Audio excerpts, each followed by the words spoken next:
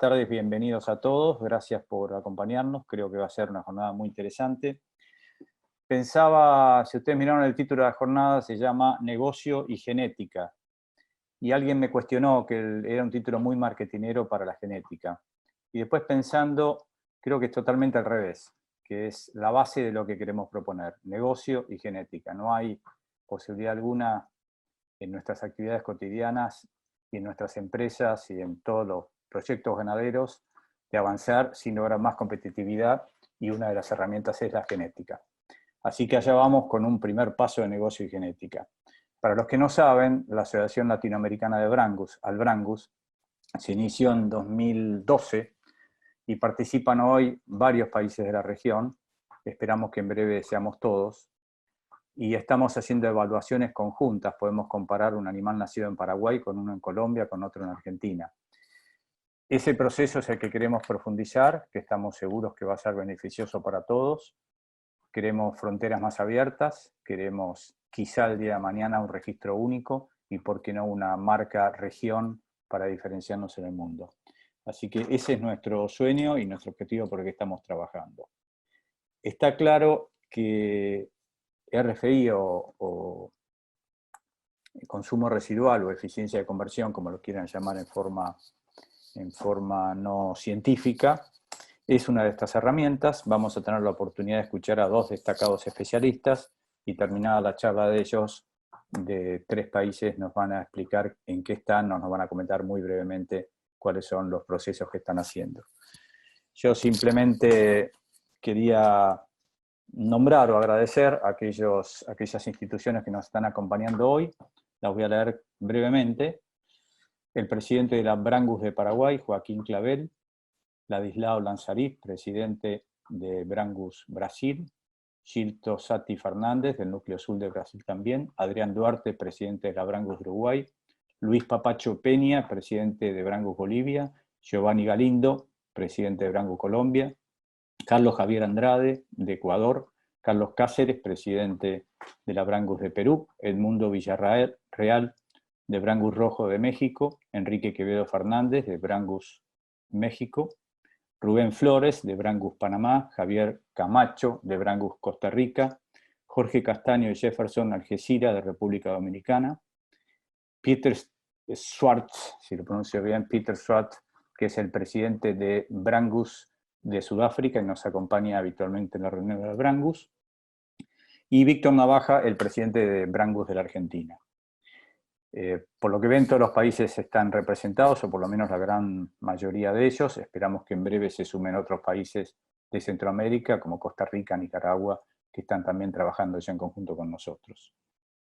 Por otra parte, no puedo dejar de agradecer a Tiziana Prada, que es la presidenta de la Asociación Braford Argentina, que está presenciando esta reunión y con quien la Asociación de Braford en particular hacemos muchas acciones en conjunto y tenemos un camino para recorrer también en conjunto.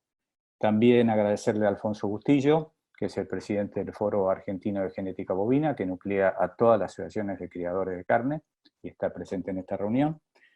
Y un particular saludo a Horacio Gutiérrez, que no hace falta presentación en la Argentina, pero es presidente honorario de Angus, expresidente de la Sociedad Rural Argentina y uno de los caballeros más destacados de la región, sin duda alguna. Finalmente, para dar paso al primer orador, quiero agradecerle a Facundo Rivolta, el gerente de la Asociación de Brangus, por la profesionalidad y el empeño que le puso a esta reunión, que realmente va a ser excelente.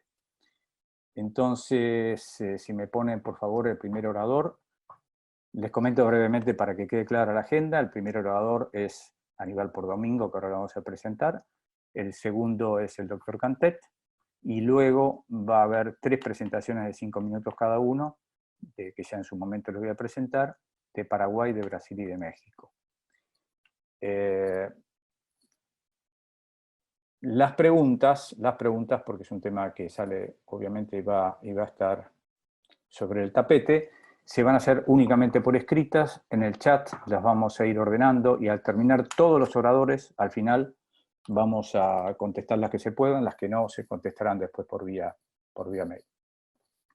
Bueno, a ver si puedo ver bien el currículum, acá está.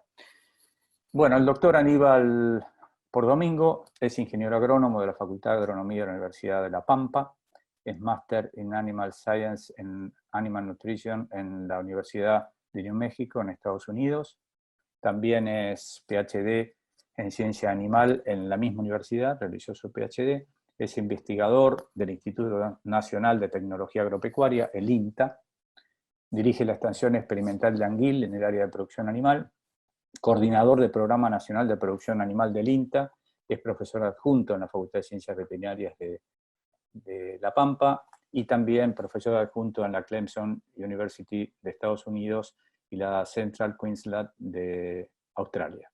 Bueno, esto es muy resumido, por supuesto, tiene una extensa trayectoria también en materia de carnes, ha realizado hace un par de años el nuevo sistema de tipificación propuesto para la Argentina y es director de tesis, de 25 tesis de grado, 7 maestrías y 7 doctorados. Así que, presentado Aníbal, adelante por favor. Bueno, muchas gracias por la oportunidad. Espero que me estén escuchando. Bien, voy a tratar de avanzar. En esta oportunidad vamos a sintetizar en 20 minutos o algo así, lo que para nosotros ha sido una gran experiencia en los últimos años y que es introducir el concepto de eficiencia desde esta óptica, de lo que se llama el consumo residual o la diferencia entre lo esperado y lo ocurrido, y muy vinculado entonces a la cuestión de la nutrición y de la producción, es lo que en particular me acercó a mí con mucho interés a esta interacción, a esta confluencia, convergencia entre genética y producción. En una breve síntesis, ¿de qué estamos hablando acá cuando hablamos de consumo residual? En realidad es una medida que es una diferencia entre lo que sería el consumo esperado. Uno cuando mira a un animal en producción o lo evalúa, tiene una expectativa de consumo que sería lo que uno esperaría de acuerdo a su peso vivo, de acuerdo a un aumento de peso que va ocurriendo. Entonces, en función de ese peso, que uno lo traduce luego en peso metabólico, y el aumento de peso, uno espera un consumo de ese animal. Ese plano que se ve ahí, ese plano azul o ese cuadriculado, sería en cierta manera lo que uno esperaría a partir de una ecuación ajustada a tal fin que fuera el consumo. Los animales no hacen lo esperado, hacen lo que ellos hacen, y respecto de ese plano entonces tenemos individuos que están por encima en un consumo, o sea, los puntos rojos, por ejemplo, consumen por encima de lo que sería esperable. Los puntos verdes tratan de mostrar que estos individuos han consumido por debajo de lo esperable. Entonces, ese residual, esa diferencia, es lo que llamamos consumo residual o diferencial de consumo. Entonces, consumo residual no es más que eso, es una diferencia, es la expectativa de una diferencia respecto de un esperado. No es un residuo, ni un remanente, ni nada. El animal comió más, bueno, tiene un consumo superior a las expectativas para ese aumento de peso y ese peso vivo, y si comió menos de lo esperable, bueno, su consumo evidentemente para ese aumento de peso que él logra y su peso vivo es menor. ¿Y por qué esto? Esto es interesante, porque mide una variación respecto de lo estimado para mantenimiento y crecimiento.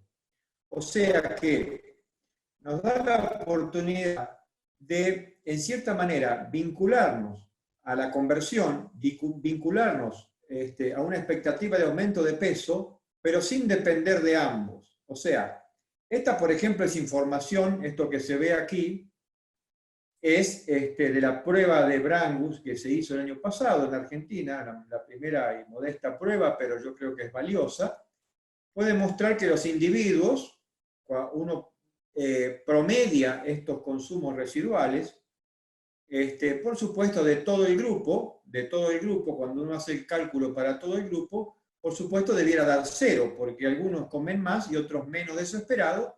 Como el cálculo se hace con los mismos individuos del grupo, da 0. Ahora, vemos que hay algunos por encima y otros por debajo de ese 0. Ese es el residual del que hablamos.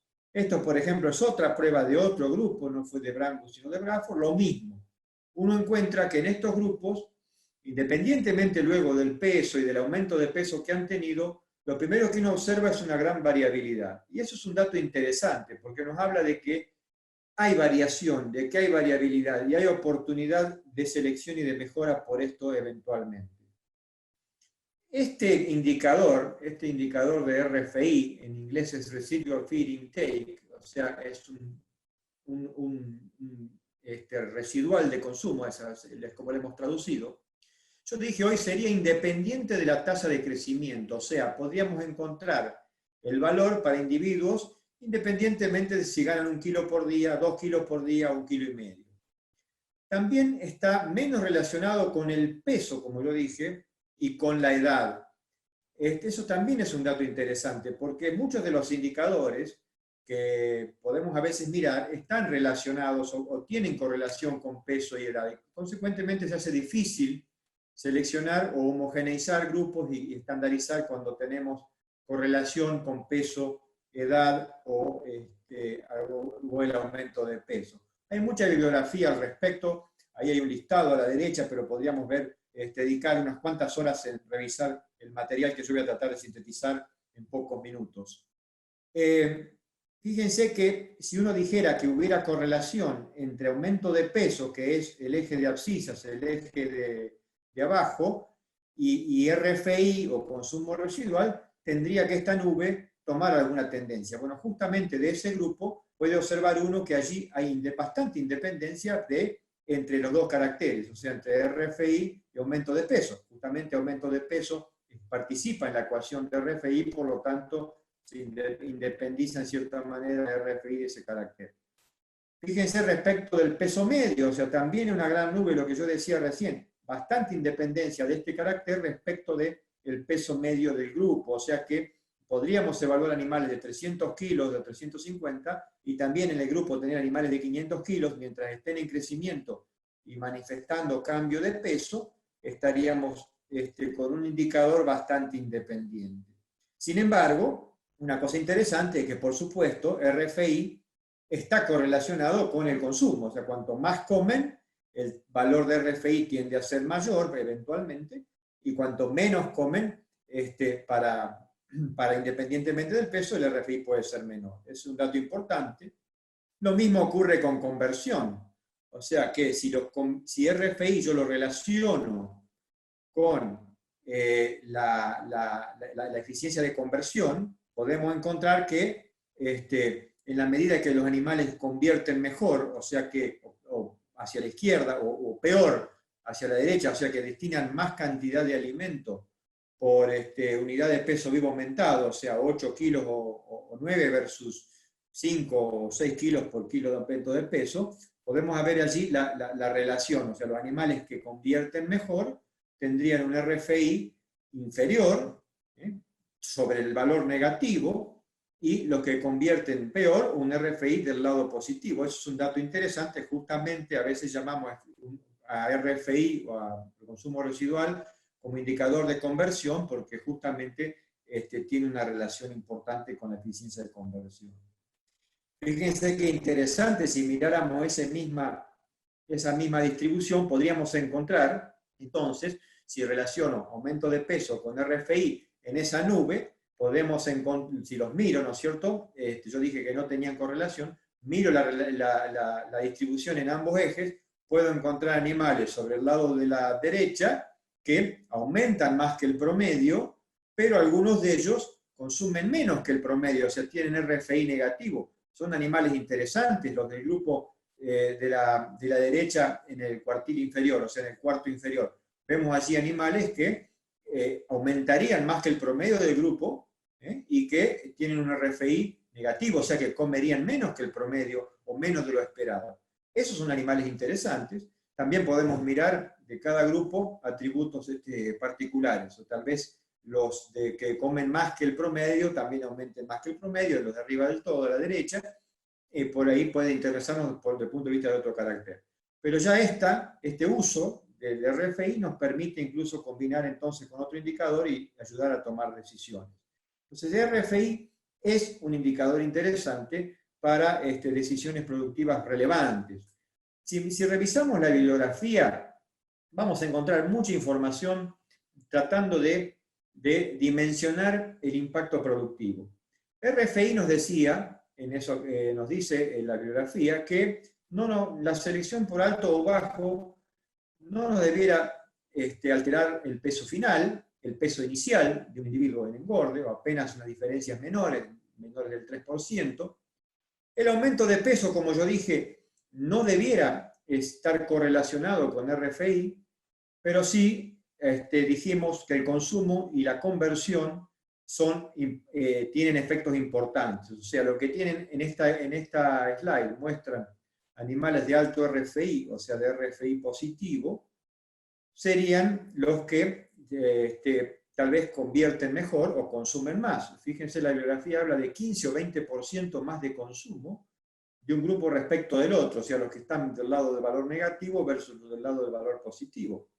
¿Quién no quisiera tener animales que para producir consumen un 20% menos o producen un 20% más con la misma cantidad de alimento? Si voy un poquito a los extremos, para ir más rápido, quería decir que la prueba de la que estábamos haciendo referencia hace unos minutos se hizo acá en la proximidad donde estoy yo, en Anguila, en La Pampa, en el centro del país, con alimentos que son lo suficientemente fibrosos para promover el crecimiento y no un engorde de terminación, que no es el fin de la evaluación de toros. Si miramos los datos de esa prueba, vamos a ver que coinciden bastante con la bibliografía. O sea, vamos a ver que en el peso vivo inicial no hubo grandes diferencias, en la primera línea allí, tampoco en el peso vivo final, 4,75 versus 4,72 kilos en promedio. Los aumentos de peso no fueron diferentes. Sí fueron diferentes, evidentemente, como era la expectativa, el consumo. El grupo de RFI negativo comió 10 kilos, cuando comió 12 kilos en promedio, el grupo de RFI positivo, hay una diferencia de casi el 20%. Lo mismo en consumo en términos del peso vivo, o sea, 2,4 versus 2,9. Y si miramos la conversión, 6:1, 7:1, valores interesantes, 16% de diferencia. Interesantemente también aquí aparece la información de algunos aspectos de carcasa que no hay que subestimar.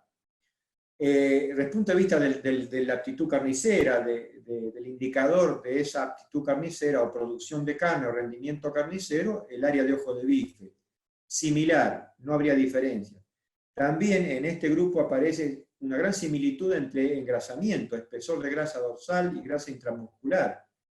También en grasa de cadera. O sea, esto habla de que tenemos allí variabilidad sin que la selección o la elección de animales de bajo versus alto, RFI, no nos llevaría necesariamente a diferencias en composición de carcasa o a animales eventualmente más magros o problemas de engrasamiento. Entonces es muy interesante eso, sobre todo para la raza de la que estamos hablando. Si me pusiera un poquito más en los extremos, veríamos que esos efectos que yo discutía recién o compartía recién se magnifican. O sea, fíjense que en consumo aparecen diferencias de 25% cuando me recorto el grupo del medio, el grupo del 0,5 positivo al 0,5 negativo, y me quedo con los grupos extremos, del -1 al más 1,5, o sea, grupos que comen menos de un kilo, comen menos que un kilo de diferencia respecto del grupo, o los que comen más de 1,5 kilos respecto a ese promedio de 0, y vemos allí que las diferencias siguen siendo importantes en conversión, o muy importantes, todavía sin diferenciarse los aspectos de engrasamiento. Vemos ahí que en intramuscular podemos encontrar un poquitito de diferencia, pero por ejemplo, yo diría que en espesor de grasa dorsal no aparecen diferencias, tampoco son tan relevantes las de grasa de cadera. Entonces allí vuelve a sostenerse, aún en los extremos, que no impactamos sustancialmente a los parámetros de carcasa. Si eso lo viéramos en imágenes, fíjense allá de ojo de bife y RFI de ese grupo evaluado, una gran nube sin ninguna tendencia. Grasa dorsal, como yo decía, espesor de grasa también, y no vemos allí una gran tendencia. Sí, la variabilidad, y es interesante.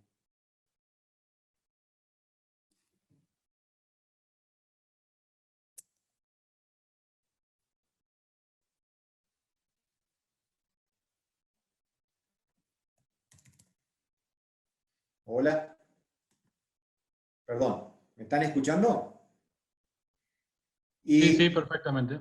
Se me había quedado muda la computadora. Y cuando miramos grasa intramuscular, fíjense allí que tenemos incluso, si bien no hay tendencia, podríamos decir que los individuos que tienen grasa intramuscular por arriba de 2, 2,2, 2,4, 2,6% eje de abscisas, si miramos RFI, no se dispara hacia arriba, más bien tiende a concentrarse hacia abajo, o sea que es muy interesante. O sea, los animales que más grasa intramuscular tienden a deponer no necesariamente son los de mayor consumo. Esto que estoy diciendo es una observación, porque evidentemente aquí no hay una ecuación que los pueda correlacionar, pero es un dato para tener en cuenta.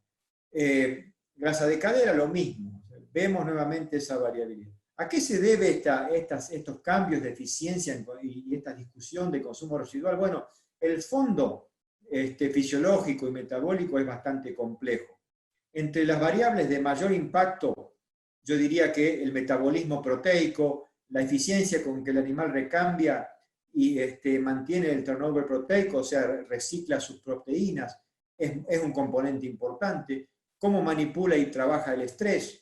Algunos componentes respecto de su actitud, de su hábito de consumo, que luego se correlacionan con alguna digestión un poquito mejor y algo menos de pérdida de fermentación, actividad un poco más moderada. O sea, podríamos repasar bastante la bibliografía y encontrar muchas de las características asociadas a esa respuesta final, que es algo menos de consumo para un mismo nivel de producción, un mismo tipo de terminación y consecuentemente un animal más eficiente.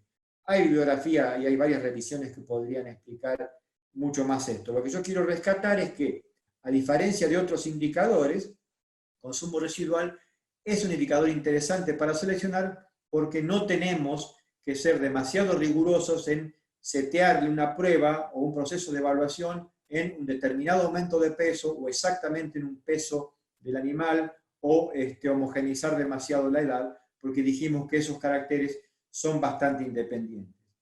Sí dije yo, hay una respuesta importante en consumo y definitivamente en conversión. Gracias, y gracias por su tiempo.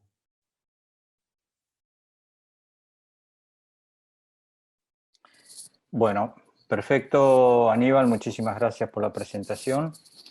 Está claro, nosotros estamos viendo las pantallas que ustedes hacen por el chat y las estamos ordenando para después sean respondidas por los panelistas. La idea es tratar de tener respuestas y preguntas bien cortas y concretas, sino que se hayan explicado para hacer más útil la reunión. Le vamos a pedir al doctor Cantet entonces que suba su presentación para Fito, para poder presentarte.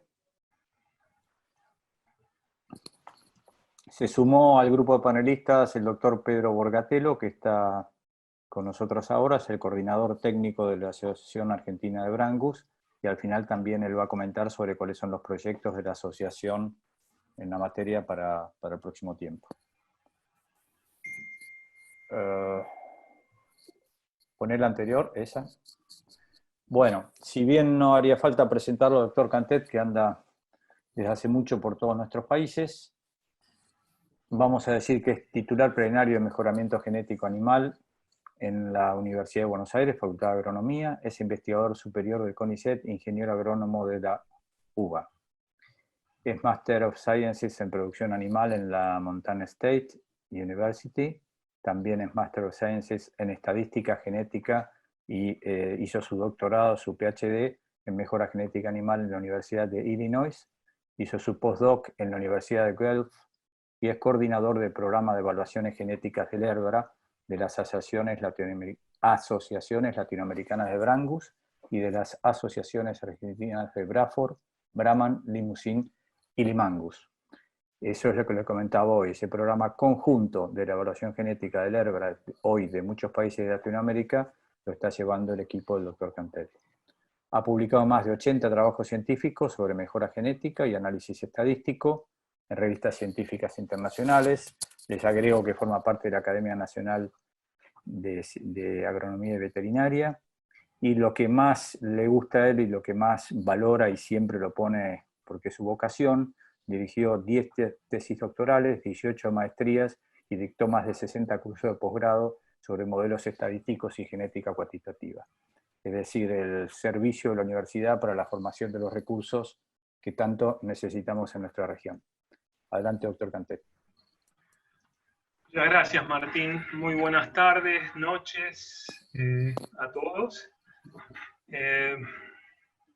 Bien, esta presentación es en colaboración con mi colega Sebastián Munilla, con quien compartimos todas las evaluaciones genéticas que realizamos. Y bien, aquí tenemos una pequeña foto, esa la tomé personalmente, de los toros Brangus en Anguil.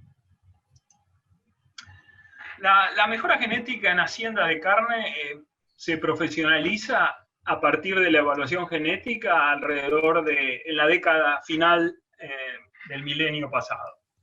Ese es un cambio radical en el trabajo que venían realizando las asociaciones de criadores, porque aparece una herramienta que genera una necesidad de cambio de mentalidad en la cría de animales. No mucho antes, la Asociación Argentina de Brangus se funda en 1928, en programa de evaluación genética que aparece en la asociación, tal cual lo conocemos hoy, nace en 1999 y se ha desarrollado continuamente, y por fin en 2012 llega al Brangus y la integración de la evaluación genética regional. Más recientemente, el año pasado, la asociación desarrolla la primera prueba por RFI, y voy a usar esta palabra para no hablar tan largo, en el INTA Anguil, y Aníbal, le agradezco que me haya facilitado tanto el camino. En 2020 tendremos la primera evaluación con información genómica, ayudando a los fenotipos y al pedigree, de modo de que tengamos un ERBRA muy potente. Y esa herramienta es la que va a vehiculizar, le va a dar movimiento y va a permitir la posibilidad de la selección por consumo residual. Por ahí había visto que alguno de los oyentes preguntaba cuál es la heredabilidad de consumo residual. Bueno, acá tienen valores de la bibliografía. En la Argentina, en este momento, solamente tenemos algo menos de 200 animales probados y de distintas razas, lo que hace un número insuficiente para tener una estimación razonable de la heredabilidad. Pero lo que uno puede decir que es un carácter altamente heredable, con un rango importante, y eso lo hace potencialmente muy útil para la mejora genética y sobre todo para la selección. Algo que es importante, dado la tradicional producción de carne a pasto, es que la correlación entre consumo residual en grano, como se prueba, y a pasto, es razonable y es positiva. Y lo que quiero agregar es que es vital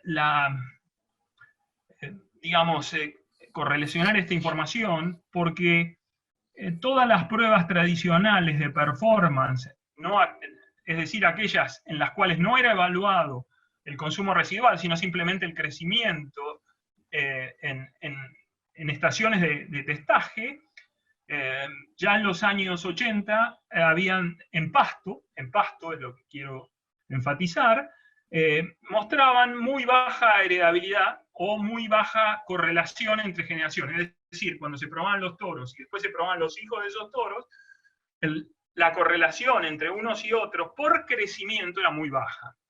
Consecuentemente, es razonable pensar de que la forma de expresión para encontrar diferencias genéticas tenga que ser, con algún tipo de concentrado en la dieta. Pero, sin embargo, noten que esa correlación se mantiene, quizás razonablemente, a pasto. Cuando uno piensa en el RFI como herramienta de selección, este es un trabajo que me parece muy ilustrativo. Si uno piensa que podría seleccionar por consumo de ración durante una prueba, simplemente los animales que consumen menos, bueno, entonces lo que ocurriría es que el consumo disminuiría sensiblemente, alrededor de 56 kilos de ración, mientras que la ganancia se vería netamente, afectada, menos 5,4. Ahora bien, ¿qué pasaría si seleccionásemos por ganancia diaria, por más ganancia diaria? Bueno, en ese caso lo que haría es que aumentaría el consumo, es decir, pagaríamos un precio en eficiencia, pero obviamente mejoraríamos la ganancia diaria, sensiblemente. Además, podríamos trabajar sobre la conversión, es decir, la relación entre la ganancia diaria y el consumo. Y si seleccionamos para más, bueno, en ese caso, lo que ocurriría sería que el consumo disminuiría, lo que es algo muy razonable, y la ganancia diaria,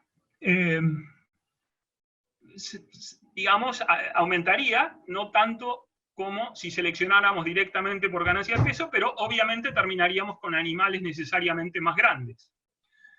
Alternativamente, si pensamos en el consumo residual y seleccionásemos por menor consumo residual, es decir, cuanto menos consumo residual, el animal es más eficiente, entonces la reducción del consumo sería todavía más importante, y la ganancia diaria no estaría tan afectada, perdón, esta sería la ganancia en la prueba, en 140 días de prueba, no estaría tan afectada, sin necesidad de aumentar el tamaño de los animales, como vamos a ver en unos instantes. De hecho, en este ensayo australiano es interesante porque después de una generación aproximadamente, un poco más, en general en bovinos de carne una generación dura unos 5 años, pero en 6 años se encontró una respuesta en Hacienda Angus de unos 0.125 kilos hacia abajo, que es más o menos, un sexto de la respuesta, de la variabilidad que nosotros observamos en Brangus, como manifestó Aníbal hace un ratito. Esto sería anual, es el cambio anual. Bien. O sea que en 6 años prácticamente estaríamos trabajando con una respuesta similar a los mejores toros Brangus que obtuvimos en nuestra prueba, con 6 años de selección. Esto es una transparencia sobre los resultados de la primera prueba que hicimos junto con Aníbal y con el grupo CREA, y acá el grupo CREA Cabañas, que es un grupo de productores, algunos asociados a alguna asociación, pero muchos de ellos, no asociados a ninguna, pero con un grado de profesionalismo muy importante y con una fuerte convicción en la selección objetiva. Esta gente realiza su primera prueba y encuentra que la ganancia de peso entre el grupo alto y el bajo tuvo una diferencia en 4%, el consumo un 29%, la eficiencia de conversión un 24%, pero tuvo el mismo rango que señaló Aníbal entre los más altos, o los mejores, entre comillas, y los menos eficientes, de 2,5 kilos. Ahora bien, si ustedes hacen la cuenta de lo que implica en consumo diario, si todos los novillos de los feedlot de algún país de los nuestros consumieran esta cantidad, de esta diferencia en ración, imagínense el ahorro en dinero que implicaría para la producción. Bueno, la hacienda Brangus es mucho más mansa de lo que muchos suponen, y este torito que no me cabeció ni una sola vez así lo demuestra. Bien, el consumo residual, como bien manifestó Aníbal, es una diferencia entre el consumo promedio, y esa es la habilidad que tienen estos comederos, que nos permiten individualizar los animales, y podemos diferenciarlos en cuanto a su consumo, y el consumo esperado. El consumo esperado. ¿Qué es el consumo esperado? Bueno, el consumo esperado sale de ajustar esto se llama regresión múltiple, en realidad es una regresión de 2 factores, el peso vivo, esto que está acá, en realidad es el peso vivo a la 0,75. Esto que me enseñó mi profesor de nutrición, el doctor García Tobar, en el año 1976, creo que lo aprendí lo suficiente como para señalar que lo que hace esto, ¿por qué lo hacemos así? Es porque así los requerimientos de un humano, de un ratón, de un elefante, un león o un bovino o una cucaracha, son todos similares, digamos. En este nivel de potencia, a la 3/4, todos los individuos nos independizamos del tamaño. Y nuestro requerimiento es función de el peso elevado a esta potencia. Por eso entra en la ecuación de regresión. Y esto es la ganancia diaria. Obviamente, a mayor ganancia diaria, hay más consumo, y vamos a ver qué pasa con el peso vivo, pero en el caso este es 0,06, es decir, este es el valor que obtuvimos nosotros para el Brangus. Esta sería la ordenada al origen, es decir, este es el punto 0, y si nosotros tuviéramos que calcular DEP, lo que va a pasar es que para combinar información de animales de distintas pruebas, simplemente lo que podemos hacer es cambiar este valor y tener un valor para cada prueba, y simplemente lo que va a pasar es que cuando ajustemos los datos, ¿sí? En vez de tener un plano, vamos a tener varios. Esta es la forma de la regresión cuando tenemos el consumo, acá tenemos el peso, acá está el peso metabólico, y acá está la ganancia diaria. Entonces, como son en 3 niveles, es un eje, todos los valores que se ven hacia arriba son los animales menos eficientes, es decir, es la diferencia de lo que el animal realmente comió a lo que nosotros esperamos. Lo que esperamos está en el plano. Ahora bien, si ustedes no tienen dificultades como yo para visualizar los puntos grises, entonces el plano no es muy útil, y entonces nos vamos a saltear uno de los ejes y vamos a ponerlo en 2. Y si lo ponemos en 2, acá de nuevo tenemos el consumo, y acá cualquiera, y acá sería el esperado, y lo que vemos es que los puntos por debajo implican que el animal, supongamos estos 2 animales, este consume esta cantidad, este consume esta cantidad, y este consume esta cantidad. Más o menos, suponiendo que estuvieran cerca del mismo peso, hay una diferencia sustancial en el consumo. Y noten que a distintos, digamos, pesos y ganancias diarias, vamos a tener al bajo peso, baja ganancia diaria, peso medio, media ganancia diaria, peso alto, media ganancia diaria, animales poco eficientes y animales que son más eficientes. Bien, los resultados de la prueba, en cuanto a los 10 primeros toritos, entre unos 60, aquí los tienen. Noten que hay el que mejor anduvo para consumo residual estuvo en un consumo de 2 kilos por debajo del promedio. Es una cifra notable, realmente.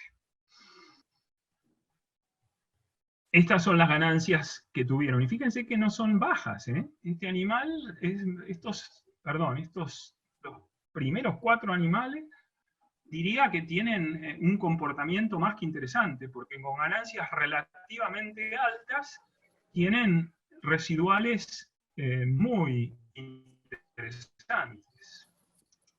Bien, a la mitad de la charla, nos encontramos con que tenemos una nueva medida para seleccionar. Esa medida va a estar disponible eventualmente, eso lo voy a tocar después, pero ¿cómo entra en un esquema de mejora genética?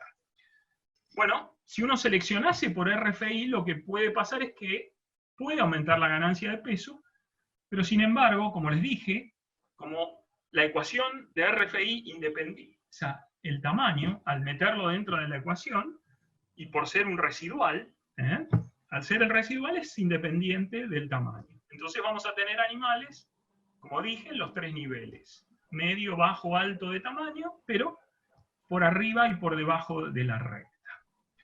Ahora bien, muchos se preguntan por la fertilidad. En este momento es un tema que, está en estudio. Sin embargo, las primeras evidencias sugieren que mientras las vacas coman a nivel de sus requerimientos, no debería ocurrir. No debería haber una relación negativa. No hay ninguna, hasta ahora no hay ninguna relación negativa detectada que yo conozca, pero la realidad es que es un periodo de observación y de estudio. Lo interesante y lo importante es, como efecto económico del sistema, va a reducir el consumo de alimentos, digamos, como mínimo en un 10-15% según los cálculos, pensando en trabajar con las heredabilidades más bajas.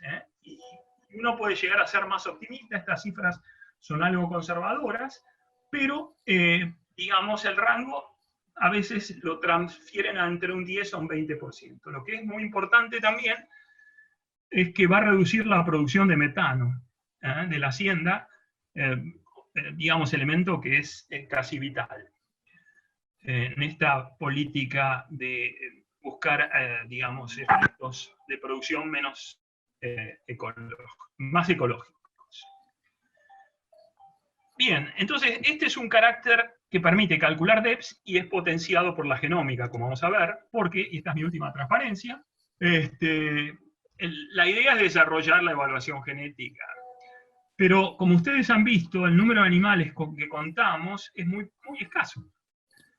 Todos los países que participan de las evaluaciones genéticas tienen suficiente información para crecimiento como poder prescindir de una evaluación conjunta, pero el RFI es casi ideal para una evaluación conjunta, porque como es un carácter que tiene cierto costo de medición y complicación, y hay limitaciones en el número de animales que uno puede probar, la unión hace la fuerza, la posibilidad de que todos los entes de Albrangus puedan participar en estas pruebas, de las cuales yo me he comunicado personalmente con un grupo de colegas de Uruguay, Brasil, Costa Rica y México, porque los conozco personalmente, y Colombia también, que son todos gentes de grupos académicos que forman parte de instituciones públicas como universidades o institutos de investigación, porque entendemos que esa es la mejor forma de potenciar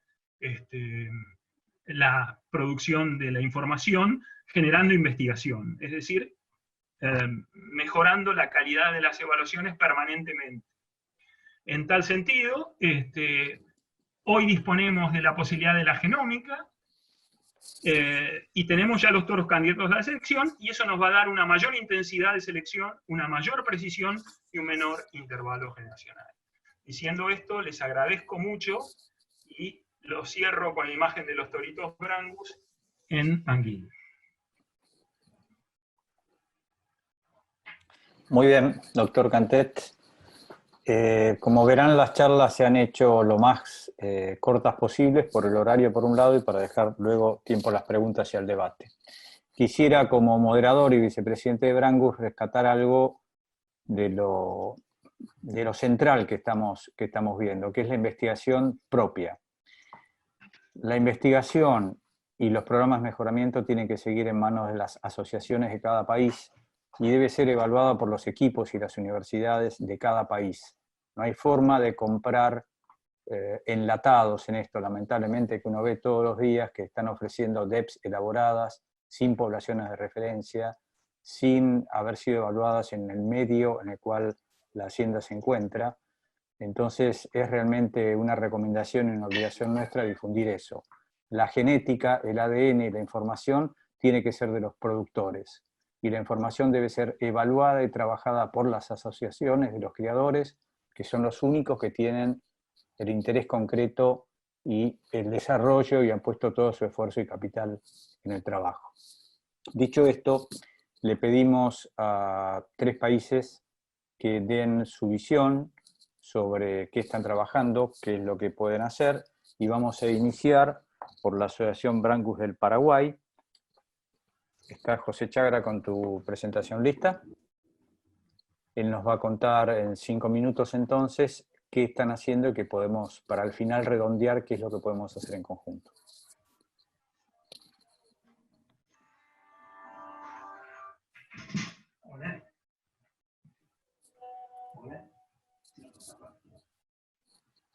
Sí, José, a ver un poco más de volumen. Tenés silenciado el micrófono, José. La pantalla. No, Cantet, tenés que apagar tu micrófono, por favor, y José, iniciarlo. Doctor Cantet, por favor, apague su micrófono. Sí. No puedo agrandarla. Ahora sí.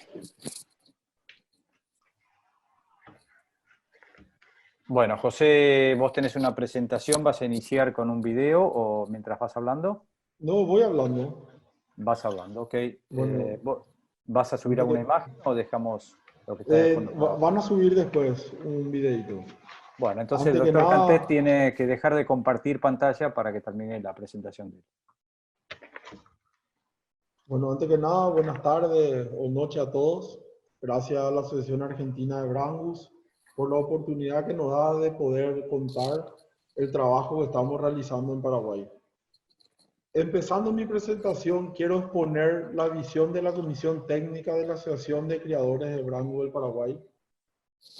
La ACBP considera las medidas de eficiencia alimentaria como una herramienta importante que permitirá traspolar la información, en primer término a los productores de genética y luego a los productores en general, siempre con el objetivo de aumentar la producción de animales en cantidad y calidad, con una importante reducción de consumo de alimentos, que nos ayudará a bajar los costos de producción.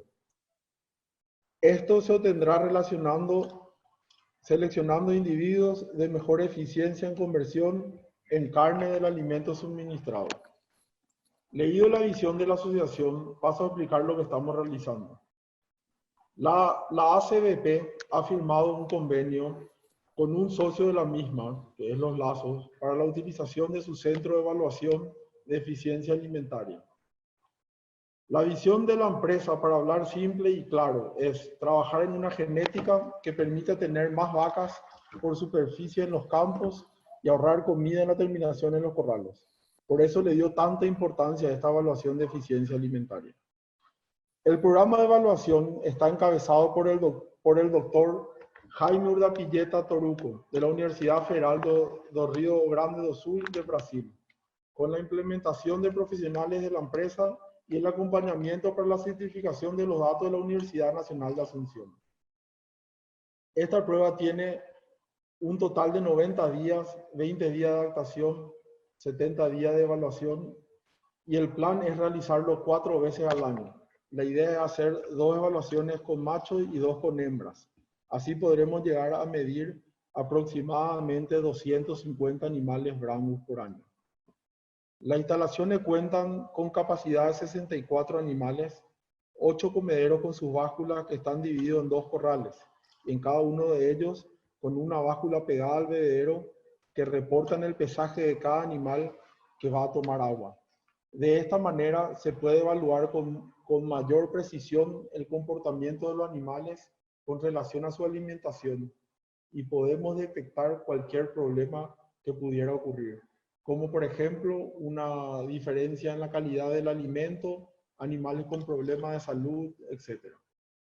Actualmente estamos por terminar la primera prueba con 45 reproductores machos que pasaron por una previa de selección de fenotípica. Dicha prueba consta en medir consumo de alimento y ganancia de peso, para así conseguir el consumo de alimento residual que lo denominamos por sus iniciales CAR. ¿Qué buscamos con el CAR? Buscamos animales que coman menos pero ganen más pesos, haciendo la salvedad que no queremos seleccionar animales que coman menos pero ganen poco peso. En el programa también se hacen 3 lecturas de carcasas, una al principio, otra al medio y otra al finalizar la evaluación. Con esto, aparte del CAR, buscamos animales que depositen suficiente grasa. La grasa para nosotros es fundamental, tanto para cubrir aspectos relacionados a la calidad de la carcasa y de los cortes, como también darle la herramienta suficiente a las hembras para hacer frente a los inviernos duros. Es un aspecto importante para cuidar, porque solo seleccionando por CAR nos iríamos a animales más magros, cosa que definitivamente nosotros no queremos. La decisión de medir las hembras, por más que no tenga el mismo poder de masificación que tienen los machos, es para poder seleccionar donantes y avanzar lo más rápido posible en esta característica. Bueno, de vuelta, muchas gracias a la Asociación Argentina de Brangus por dejarnos mostrar el trabajo que estamos realizando. Le dejo con un cortito video casero de las instalaciones que fue filmado hace unas horas que me pasó el encargado.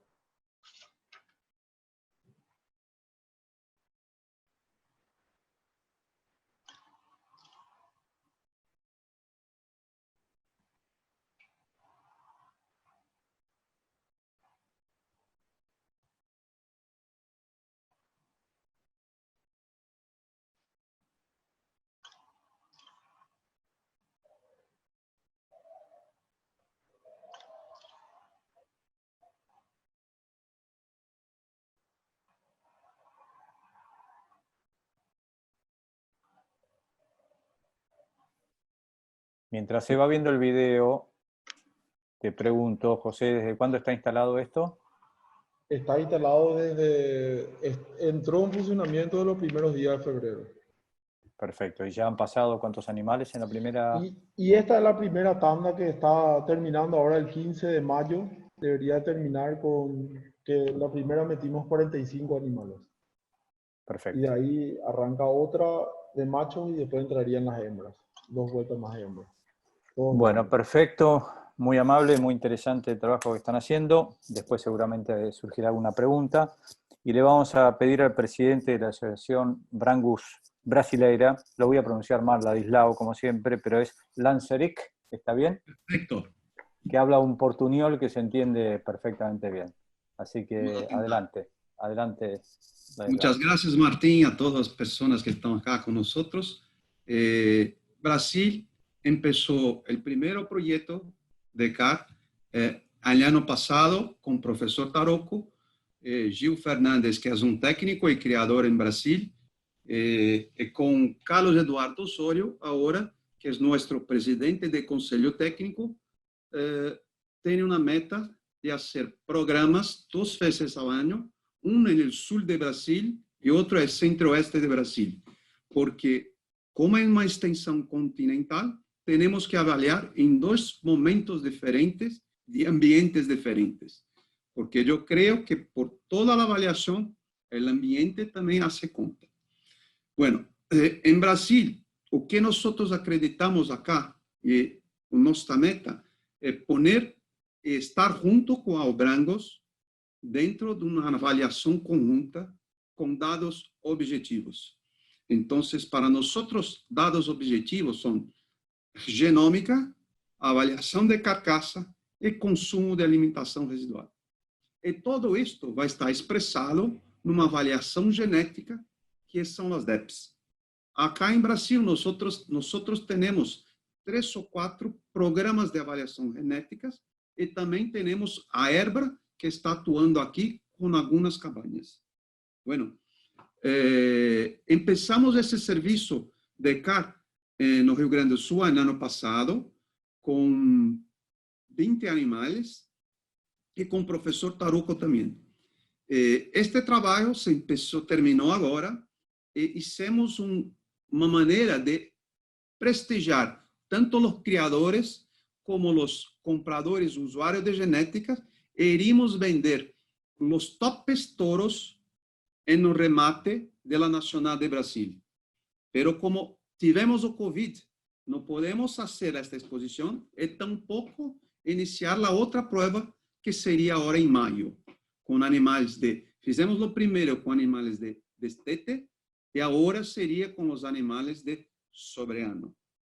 Então, a mensagem que acho que todos nós estamos aqui para dar, que quando nós aumentamos o número de animais avaliados, a curaça melhora muito.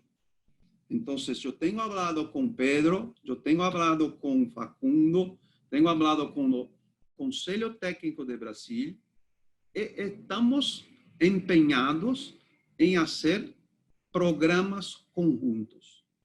Falei com os programas aqui de Brasil, de Gensis, de Promebo, e todos têm uma visão muito clara que quanto maior o N a ser avaliado, melhor a utilização das informações para nós outros. Então, temos que ter uma Albrangos com dados objetivos muito forte e com critérios similares, mesmo que os ambientes sejam diferentes. Então, cabe a los técnicos de todos os países juntar-se e fazer uma maneira de evaluar de carcaça, de CAR, com os índices similares ou muito parecidos, porque los tornarão fácil as escolhas dos melhores animais para qualquer momento que precise, seja para cria ou seja para engorde. Então, acho que esto, Martín, telespectadores, é o momento de nós nos unirmos em pró do Brangos na América Latina. Vou colocar aqui o primeiro resultado, que foi feito pela Universidade, Estação Experimental Genômica. Estão vendo?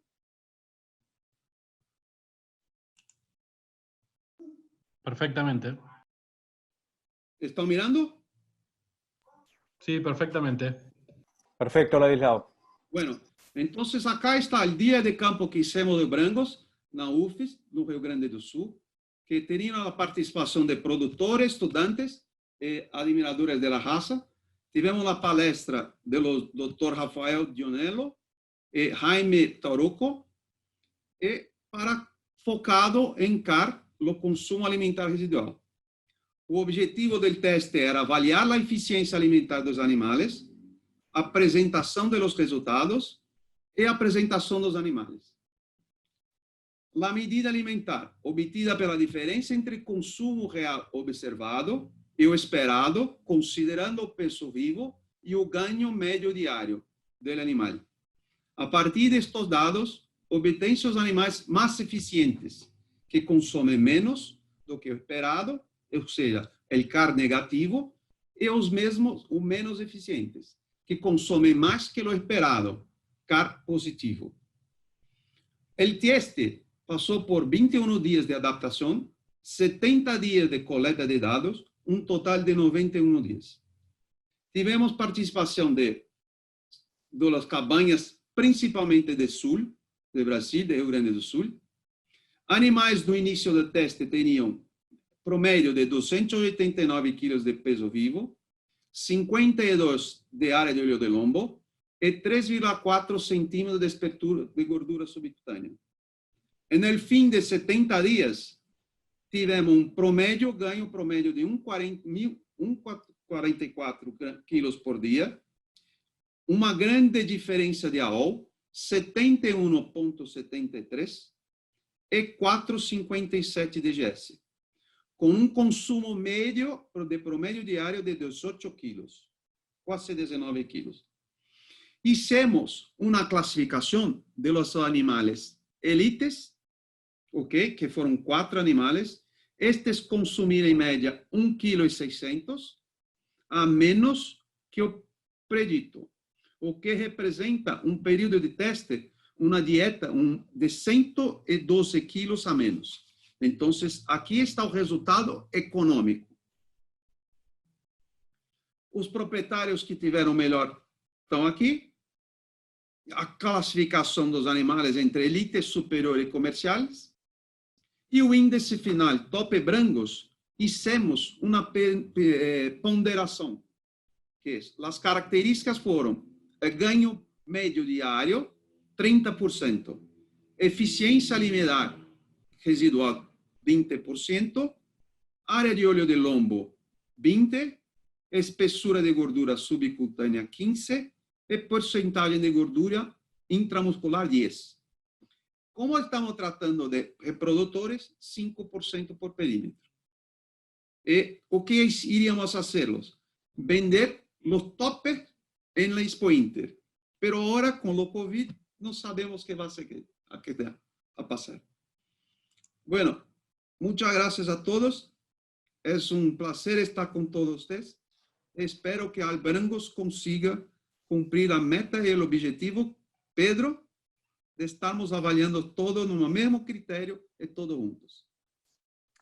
Muchísimas gracias, Ladislao. Ese es el mensaje central de la charla de hoy. Tenemos que trabajar en conjunto, medir en conjunto.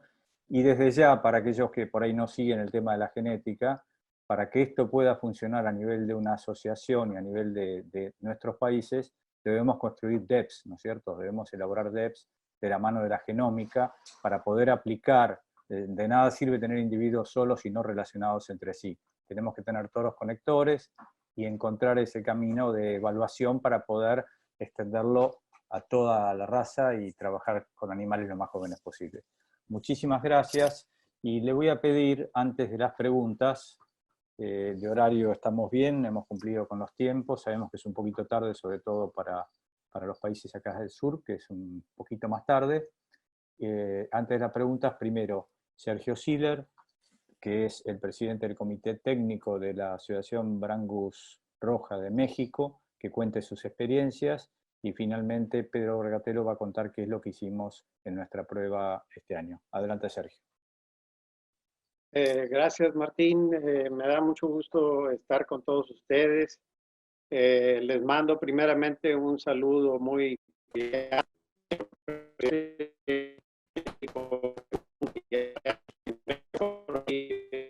Estás con algún pequeño problema de audio, a ver si podemos mejorarlo. No sé si estás lejos quizás del router. A ver, Sergio. A ver, ¿me escuchan? Ahí, perfecto. Les comentaba, pues es un placer estar aquí en esta charla. Les mando un...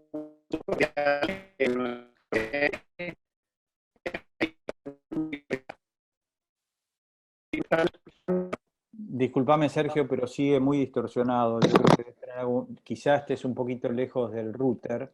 Si vos querés, mientras tanto, organizarte, le doy la palabra a Pedro Borgatelo, y al terminar vos volvés a empezar, o querés solucionarlo ahora, como prefieras. Pues como gusta, sí, no, la verdad no sé, necesito checar aquí el...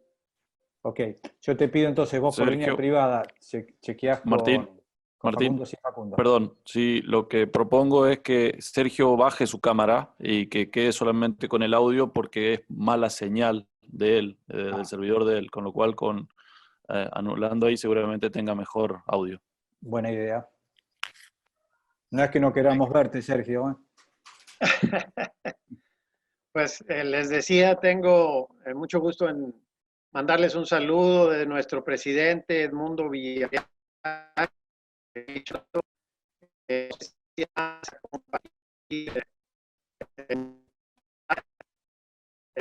pudieran ver algo de lo que hemos estado haciendo aquí en México. En el año 2017 tuvimos la primera evaluación nuestra. No son muchos individuos, pero ahí pueden ver el trabajo que se hizo, donde tenemos aquí en el cuadrante superior izquierdo aquellos toros que resultaron arriba del promedio en la ganancia y arriba del promedio también en el consumo residual. Ese toro en particular, que fue el que consideramos mejor, también de excelente estructura y muy, muy deseable. Pienso que todavía está trabajando por ahí en ese arte. Es el mismo formato que daba el doctor Aníbal. Este año pasado también hicimos otra prueba de nuevo, un poco más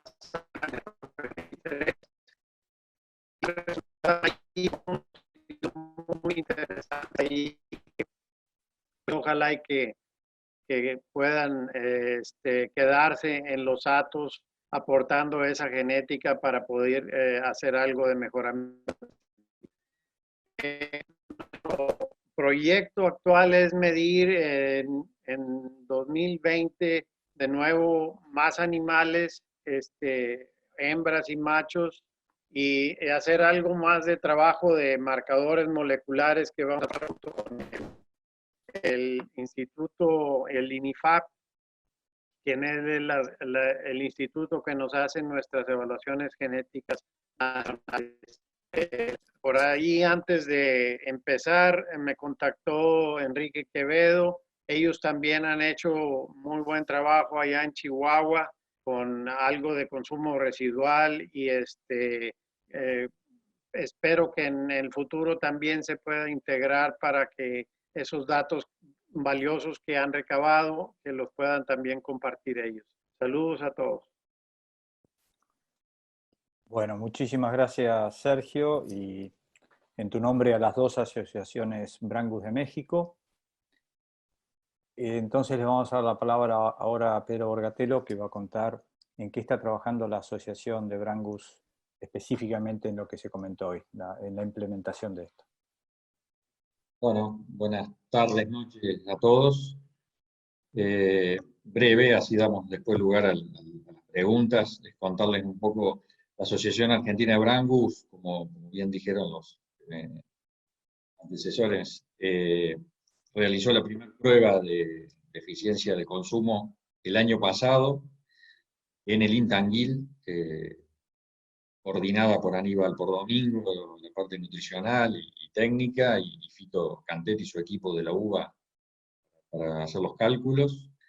En esta prueba tenemos evaluados 66 toritos de 19 establecimientos y 42 padres, o sea, esos productos eran hijos de 42 padres.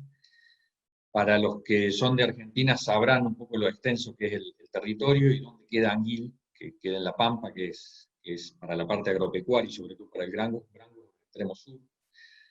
Bueno, hicieron el esfuerzo cabañeros de 7 provincias distintas, todo el norte estuvo involucrado en este esfuerzo de hacerlo. La idea es seguir haciéndolo todos los años. Este año tenemos fecha para repetirlo. Y como siempre, bueno, aprovecho que lo está viendo mucha gente.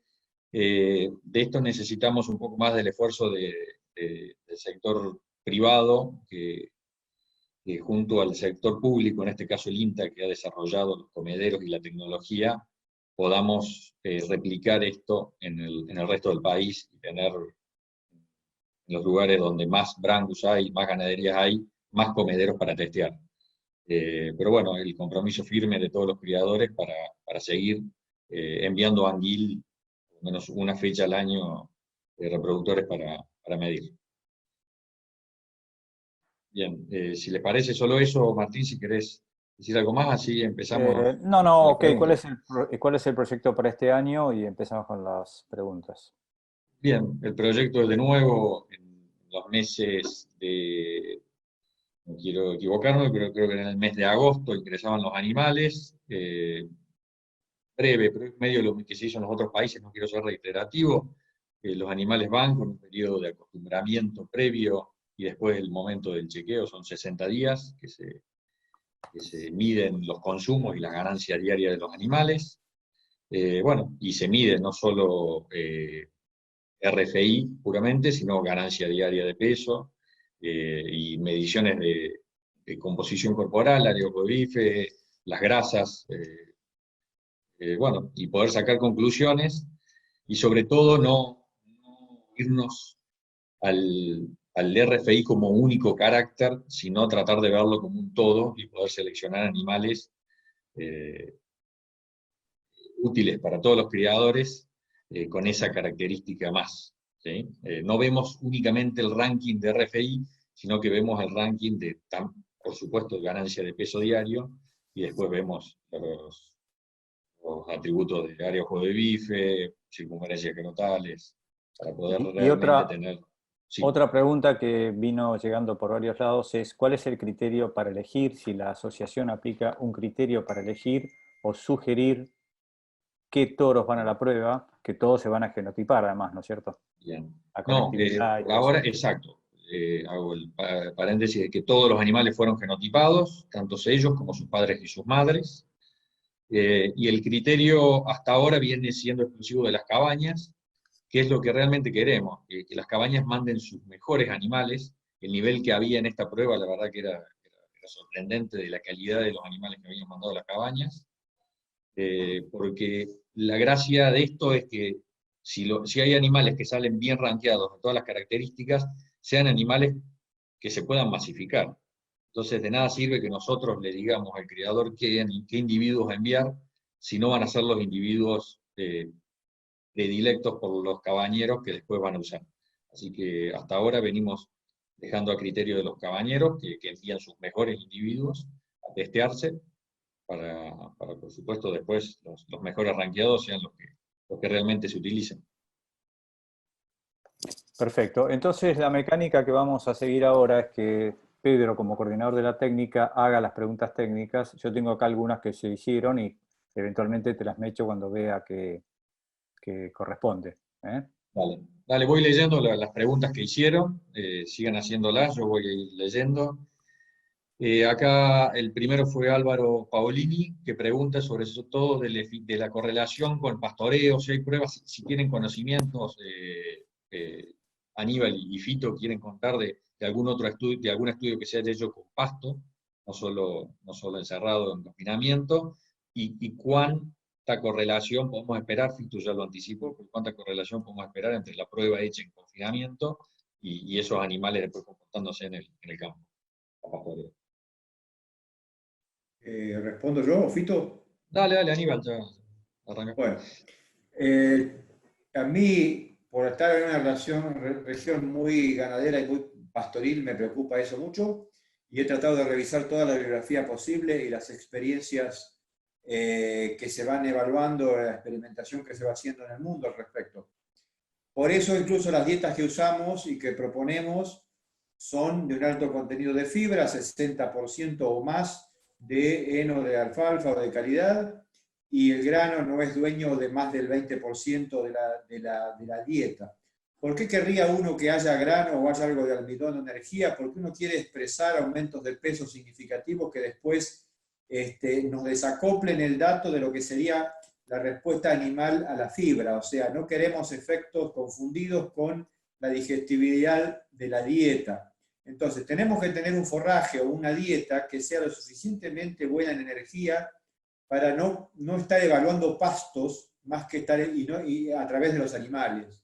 Entonces, tenemos una dieta de alta energía, pero una dieta con un alto contenido de fibra que evalúa desarrollo y crecimiento y que eventualmente correlaciona positivamente con respuestas luego en pastoreo. Ojalá pudiéramos hacer esto en pastoreo, pero es muy difícil el grado de precisión en consumo que necesitamos para estimar esto en situaciones de pastoreo y en animales en grupo. Entonces, en cierta manera, la situación de corral no evalúa una dieta de feedlot, ni evalúa una dieta de alto grano, sino evalúa algo que está más cerca del pasto. Por eso que hay correlaciones bastante aceptables entre lo que uno espera en pastoreo y luego está haciendo en el corral. Entonces, Eso por un lado, yo creo que allí hay no habría que ser tan temeroso en esta eventual relación positiva, digamos, entre lo que ocurre en el corral, luego sea factible el pastoreo. Y además hay otro componente aquí, que muchos de estos animales, o esta descendencia que evaluamos, sobre la cual queremos impactar, porque nosotros no faenamos los toros ni las madres, sino que faenamos su descendencia luego, mucha de esa descendencia es engordada a corral. Entonces también estamos viendo a través del corral algo que después va a pasar, es posible, que necesitamos que pase en dietas de alta energía. Por eso que no podemos simplemente usar aquí dietas en base a forrajes. O sea, es un compromiso en cierta manera compartido con la situación de corral y con buenos o altos aumentos de peso. Fito, si sobre esto querés contribuir algo más. Perfecto, bueno, gracias. Pues Jorge Polito pregunta si hemos visto alguna correlación, algún parámetro con correlación positivo o negativa con la reproducción. Sí, ese es otro punto sobre el cual también queremos siempre aclarar. El efecto que algunas se especula es sobre una eventual tendencia a la magrura o a algo menos de grasa, y eso que eventualmente refleje en contra de atributos reproductivos. Pero la realidad es que si uno vuelve a revisar la bibliografía, mucha de la que está ocurriendo en Nebraska, en el estado de Texas, algo en Sudáfrica, y aquí en Argentina incluso me animo a hablar eventualmente de algún ensayo nuestro, estamos viendo muy baja o nada correlación. Yo no puedo decir que haya efectos deleterios o negativos sobre la reproducción. Hay allí algún día menos o más de longitud de la gestación y cositas casi anecdóticas, pero que de ninguna manera están actuando en contra de la reproducción. O sea, no estamos eligiendo animales menos eficientes reproductivamente o que transfieran o que transmitan menos eficiencia reproductiva, sí estamos eligiendo animales de mucha mayor eficiencia de conversión. O sea, lo que se gana por un lado es tan significativo que estar en una situación neutra respecto del otro carácter, o eventualmente que nos lleve a estar un poquito alerta, no es para nada algo a preocupar. Probablemente no vamos a estar eligiendo animales más fértiles, porque si estamos usando la eficiencia de conversión, no necesariamente está seleccionando a favor de capacidad adaptativa en ambientes extremos. No vamos a tener todo lo mejor de todos los mundos, pero dentro de los ámbitos que manejamos, con las razas que estamos usando, en los ambientes pastoriles donde se están moviendo nuestras vacas, no vamos a estar impactando significativamente la reproducción. Yo creo que tampoco el engrasamiento, aunque por ahí hay alguna observación sobre esto de algo menos magro, nosotros no lo hemos visto en nuestras experiencias. Nosotros ya llevamos 4 pruebas, casi que diría de una quinta ya también, y en ninguna de ellas hemos visto correlación entre efectos sobre la carcasa, ya sea área de bife, espesor de grasa, engrasamiento intramuscular y este indicador de RFI. Alguien se pregunta ahí en las preguntas, si hay alguna correlación. ¿Por qué no mostramos un dato de correlaciones? Que no la hay, no lo tuvimos. O sea, no puedo mostrar correlaciones de espesor de grasa con RFI cuando no las encontré. Justamente mostré las nubes y la ausencia de diferencia entre grupos. Ok. Pedro, te pido Sí. para la administración de las preguntas, porque hay muchas, vamos a poner Sí, un sobre tiempo eso. que será 15 minutos más. En lo posible contestemos lo más cortas y concretas posibles para... Sé que no es fácil, pero es la única manera de que entren más preguntas. Adelante, Pedro. Jorge Esquivel pregunta el efecto del acebusamiento en el carácter. Dice que en el ranking de toros veía animales de cabañas que tenían un biotipo más acebusado. ¿Quiere responder, Fito? Micrófono. Correlación, tenés el micrófono apagado, Fito. Relación entre eso.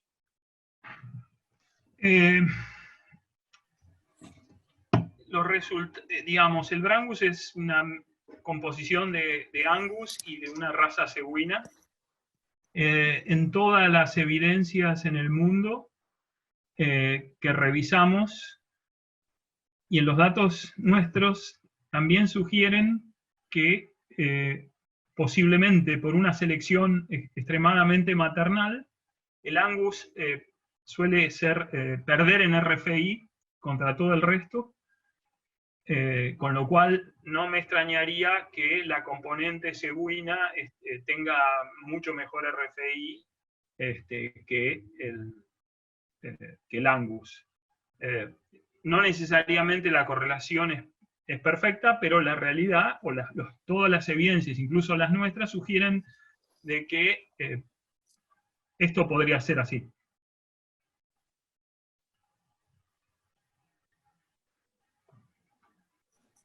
Bien. Pedro.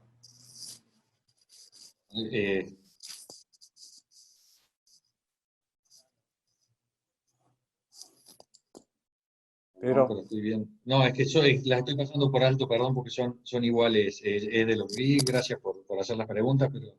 Bueno, yo voy poniendo otra mientras vos estás, que es ¿qué número, pregunta Fernando Charró, cuál sería el número de reproductores de toros necesarios para que una asociación, un país, tenga una base significativa de tal magnitud para poder elaborar una DEP, por ejemplo, para que tenga rigor estadístico? No sé si lo contesté. Yo, sí, quisiera contestarlo. Tenemos que empezar a pensar distinto. Obviamente, cuanto más mejor, claramente lo mencionó el presidente de la Asociación Brasileña de Brangus. Es innegable, lo sabemos, que cuanto más animales evaluados tengamos, vamos a aumentar la precisión. Pero estamos hablando de un carácter que en general vamos a tener muy poca hacienda evaluada. Consecuentemente, con la ayuda de la genómica, en este caso es fundamental,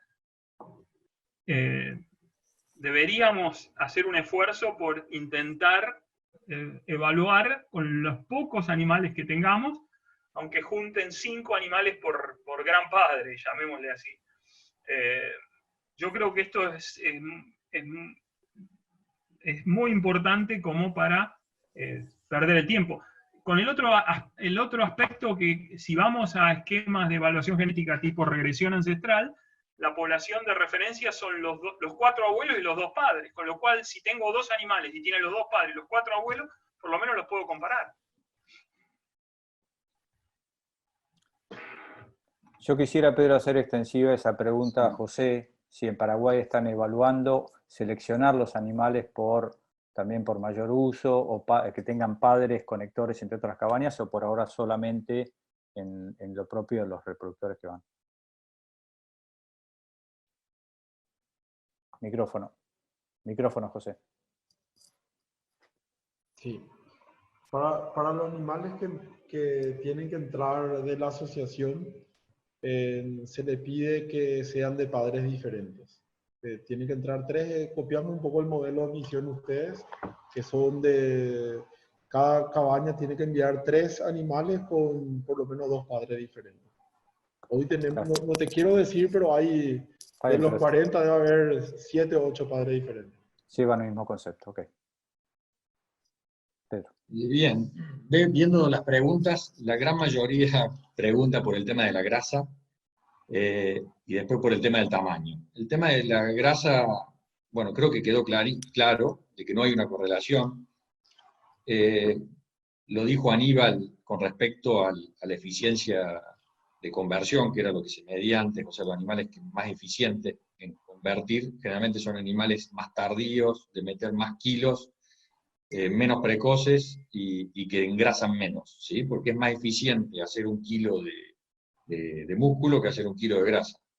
Bueno, lo que estamos hablando hoy, nos reúne, que es la eficiencia, el RFI, Residual Feed Intake, no correlación, por suerte, se puede trabajar sobre esta característica sin correlacionar negativamente, o sea, sin seleccionar indirectamente animales más magros, ni animales más tardíos, ni animales más grandes, porque muchos también preguntan eso, sobre el tema de precocidad.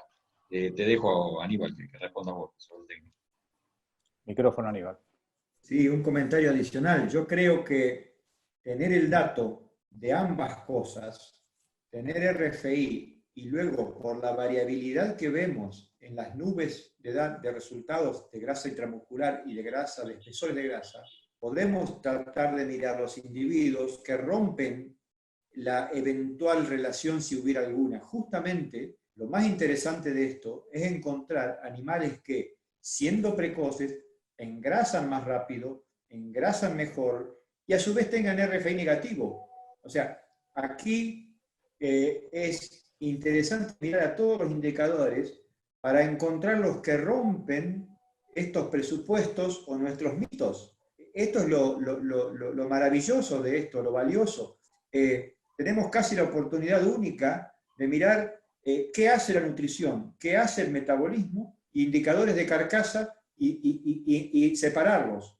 A mí me parece que el indicador grasa, espesor de grasa intramuscular, perdón, dorsal, grasa de cadera, grasa intramuscular, tiene que ser muy tenido en cuenta. Incluso hasta hemos corregido por grasa a los indicadores de RFI. Entonces, por supuesto que yo creo que hay que no solamente no asustarse, sino al revés, usar el dato para seleccionar por ambos indicadores.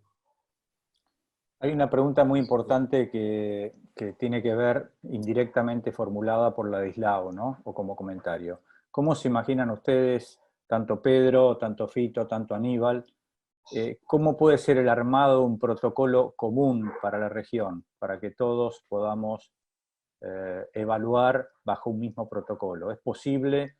También preguntan si se genotiparon, y sí, todos los toros que entraron en la prueba argentina fueron genotipados para obtener esa información. Entiendo que Brasil está haciendo lo propio y Paraguay supongo que irá también a lo mismo. Entonces la pregunta es, brevemente, cada uno su opinión. ¿Podremos hacer un protocolo común, compartido y evaluado en conjunto? A ver, yo soy el único que tiene el micrófono abierto. Sin duda, estoy seguro, es un tema más político que técnico. Los técnicos se ponen de acuerdo muy fácilmente. Así que, sí, de hecho todos vienen trabajando, todos venimos trabajando en la misma línea. Así que no va a haber grandes diferencias. Y bueno, repito eso, de que los técnicos siempre se ponen de acuerdo mucho más fácil. Aníbal, después No sé termino si con quiere Fito. agregar algo, sobre todo de otros países. Sí, Fito va a tirar algo, pero Aníbal. Yo creo que sí, yo creo que sería casi, es muy necesario, porque los números, las cantidades de individuos que necesitamos para tener datos con realmente precisión, hoy son escasos. Entonces, sacar conclusiones sobre 60 toros y querer con ello generar valores para la raza, es muy osado. Entonces, es absolutamente necesario varios puntos en una región, en un país y entre países. Y allí van a aparecer novedades, o sea, el mismo proceso es continuo. Por supuesto que se pueden estandarizar algunos aspectos para estar más tranquilo, como pueden ser las composiciones de las dietas, los rangos etarios, de edades, si alguien tiene un poquito de duda al respecto. Por ejemplo, yo no usaría animales demasiado ya crecidos que están expresando cosas que otros no expresaron, como por ejemplo el comportamiento reproductivo, en el sentido de que haya animales que sean muy perturbados por la expresión de la pubertad o ya incluso muy cerca del peso adulto. Entonces los aumentos de peso empiezan a tener ruido por composición de ganancia. Pero eso es fácil de ponerse de acuerdo. O sea, yo no veo limitantes desde el punto de vista técnico, ni incluso desde el punto de vista climático, que no podamos corregir. Yo creo que capaz que miraría si hay conectores, y ahí me meto en un ambiente, digamos, más complejo, pero si hay conectores para estar un poco más tranquilo, conectores genéticos entre las regiones. Pero por supuesto yo creo que es muy realizable en forma conjunta. No sé, Fito, si opina lo mismo. Fito, que siempre tiene el sueño de la evaluación global genética, ¿qué tenés para decirnos? Micrófono. Sí, ya lo dijeron, necesitamos un poco de conexión pero como dijeron los técnicos, nos ponemos de acuerdo, en la medida que los políticos, qué sé yo, podemos sugerir el uso de 5 o 6 toros por país y tratar de compartirlos. Eso sería bueno. Lo que a mí personalmente me parecería que sería interesante que todos sí piensen, independientemente de usar a animales de otros países, que sería lo ideal, sobre todo para una comparación, es por lo menos tratar de, en 4 o 5 años, cuando estén los hijos de los toros probados por primera vez, ahí sí, tratar de probar hijos de toros que fueron muy descollantes y toros que han sido menos descollantes, digamos, para tener una idea de realmente... ¿Hay algún inconveniente, Fito, en que los países tienen en algunos casos, creo que Brasil, 2 o 3 evaluadores o programas diferentes, ¿verdad? ¿Hay algún inconveniente en que mientras hace cada uno lo que le parezca como su país y sus líneas de trabajo, mantengamos una evaluación conjunta, mandando los datos? Yo no lo veo, pero sin embargo, digamos, estas bases son tan pequeñas que me parece que con buena voluntad lo podemos compartir y cada uno usa toda la información y la puede, o sea, una especie de interbull medio latinoamericano, en el sentido que le damos nuestros datos, los damos a los colegas paraguayos, a los brasileños, mexicanos, etcétera, y ellos nos dan los de ellos y nosotros en nuestra podemos hacer nuestros datos y eventualmente compararlos y digamos, y generar Bien. la evaluación. O sea, no hay necesidad de que nadie se sienta atemorizado, porque Sí, es compartir, o sea, nos vamos a ¿Lo ves, beneficiar. Ladislao, lo ves posible? Yo creo que es perfecto porque toda una base es avaliada. Entonces, uno avalía con formación, precocidad y musculatura, otro no, pero la base de peso, de sobreano, de destete, circunferencia escrotal, todo es una base. Entonces, puede compartir con todos que vas a sumar la cantidad de animales y que vas a mejorar la acuracia. Porque en fondo lo que precisamos es asertividad. Usar el reproductor y la hembra que van a producir a característica que cada productor quiere. No necesito si la quiero, pero yo quiero grasa, voy a buscar el que tiene grasa. Yo quiero AOL, voy a buscar que tiene AOL. Fertilidad, voy a buscar fertilidad. Entonces, si compartimos la información, la genética está disponible. Nos tenemos centrales de semen que exportan para todo el hogar, todos los cantos. Entonces, perfecto. Y quisiera completar la pregunta a Sergio Siller, que ellos tienen un genetista muy destacado, tiene muchos, pero el doctor Montaño, que está trabajando con ellos. Si también, Sergio, ves posible intercambiar esta información y formar parte de esta movida. Sin problema, Martín. Yo creo que lo que hemos logrado hasta ahorita, que no es mucho, con gusto lo podemos compartir y por lo que he visto el día de hoy, lo que están haciendo ustedes es algo muy similar a lo que estamos haciendo, que es lo mismo que recomienda GrowSafe, aunque ustedes ya tienen allá su propio hardware ahí para evaluación, ¿verdad? Pero sin problema estaríamos dispuestos a compartir. Buenísimo. Quiero agregar que a Montaño le escribí personalmente para esta iniciativa. O sea que le pediría a Sergio que por favor al doctor Montaño si puede revisar su correo. Claro, claro. Lo que pasa es que ahorita él está dando otra conferencia también. Cuando pueda. Y no nos pudo acompañar porque... Estaba invitado, sabemos que estaba invitado, estaba interesado en participar, pero todo no se puede. Bueno, yo creo que estamos más o menos... Tengo una última pregunta, porque revisando todas las preguntas veo una que se repite. Sí, hay 200 la más. Sí, por eso uso la última, la de Jorge de Santana, desde Mato Grosso, que nos pregunta sobre el tema de la temperatura, porque ya lo leí también. Si podría variar, le preguntan a Aníbal, el tema del clima, estas pruebas, y si sirve, si se puede usar, si se puede extrapolar los resultados tenidos en La Pampa, en lugares más calientes. Esa es una gran pregunta que también yo me he hecho. Yo creo que son extrapolables. Yo creo que el plano o el nivel de el aumento de peso y los valores absolutos cambiarían, no necesariamente las posiciones relativas. O sea, no hay ninguna cosa que yo haya encontrado en la bibliografía que esté indicando que el efecto ambiental sea tan drástico para re-rankear de una manera significativa.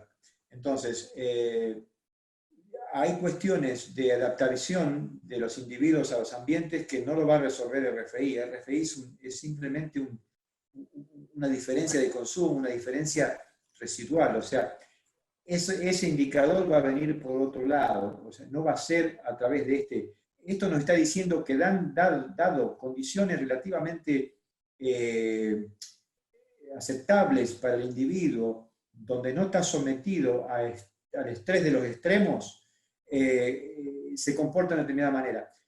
En los extremos, yo no me animo a opinar, por ejemplo, no me animo a opinar qué haría esto, la raza Brangus o los animales Brangus al sur del Río Colorado, o sea, sobre zonas frías, o qué harían los más britanizados en el norte de Mato Grosso. Ahora, desde el punto de vista porque eso lo estaríamos poniendo en situaciones de extremos donde uno ya no se anima a inferir. Pero en los grandes ambientes que no están en los extremos, yo no creo que los rankings cambien significativamente. Sí la posición en forma absoluta. ¿Antet? Sí, quisiera agregar a ese comentario que el otro día tuve la suerte de escuchar un seminario de un profesor de la Universidad de Florida sobre el efecto del calor en vacas lecheras y la potencialidad y el efecto y los potenciales efectos sobre la genética de esos animales. Y le hice una pregunta donde él se manifestó totalmente de acuerdo y hasta creo que le gustó la idea, que es algo muy sencillo que queda de su charla, que si uno está preocupado por la adaptación al calor, la medida más sencilla que podríamos tomar, sobre todo ahora que estamos viendo cómo la pandemia hace que la gente sea registrada en colectivos, en medios públicos, con una pistola, bueno, tomar la temperatura interna de los animales es una variable que sería, digamos, relativamente barata de tomar, y tiene una implicancia muy importante. Normalmente los animales que tienen mayor tolerancia al calor son aquellos que tienen menor temperatura corporal, según lo que decía este profesor, y eso parece ser una posibilidad importante. No estamos hablando de algo que es difícil de hacer con una pistola de estas si fuera lo suficientemente precisa. Perfecto, yo quiero redondear un par de cosas. Dos comentarios, uno de Enrique Quevedo, de la Brangus de México, quien nos comenta que también en la Universidad de Chihuahua, allá en su país, están haciendo las evaluaciones, ¿no es cierto? Así que, por supuesto que ojalá podamos integrarnos. Y pregunta específicamente Carlos Cáceres, presidente de la Brangus de Perú, cómo se puede participar, cómo puede hacerse.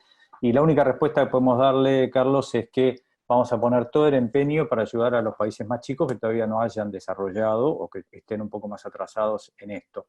Pero que lo primero es organizar una asociación, tener los registros adecuados, poder genotipar. Todo lo que podamos hacer para colaborar los países que estamos acá lo vamos a hacer. Ojalá dentro de unos años tengamos un solo registro, una sola evaluación y una sola marca de carne latinoamericana. Si tenemos la inteligencia para lograrlo, será un paso enorme para dar. Y el año que viene, si es un compromiso, en abril de 2021, vamos a tener el Mundial de Brangus en Argentina, que este año no pudimos hacer por obvias razones, y ojalá podamos presentar esto, podemos trabajar el primer trabajo conjunto de los países latinoamericanos en RFI y tengamos información y tengamos un avance en esto. Es nuestro compromiso. Si no lo hacemos es solamente nuestra propia incapacidad. No hay nada que nos impida, tenemos los recursos, la gente y la voluntad. Entonces, firmaron un protocolo en Congreso Mundial. Bueno, pero está el compromiso, hagámoslo. Y para cerrar y agradecerles a todos la presencia, a las 200 personas que están mandando muchas preguntas, se las vamos a hacer llegar, ellas se imprimen, esto se grabó, así que después se va a poner en la página web de las asociaciones para que puedan verlo, y cualquier pregunta, por supuesto, se hará llegar a los panelistas. Les agradezco a todos mucho, y quiero cerrar con una cosa sencilla. Ayer se murió, no sé si todos lo conocen, a unos músicos argentinos y cómicos que eran Lelutier. Bueno, si no conocen, eran unos famosos cómicos, y se murió Marcos Munstock, que era uno de los principales.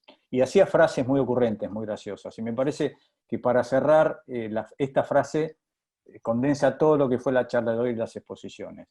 Si no puedes convencerlos, confúndelos. Así que espero que hayamos logrado la primera y la segunda parte. Muchísimas gracias a todos. Gracias, chao. Adiós. Hasta luego. Hasta luego.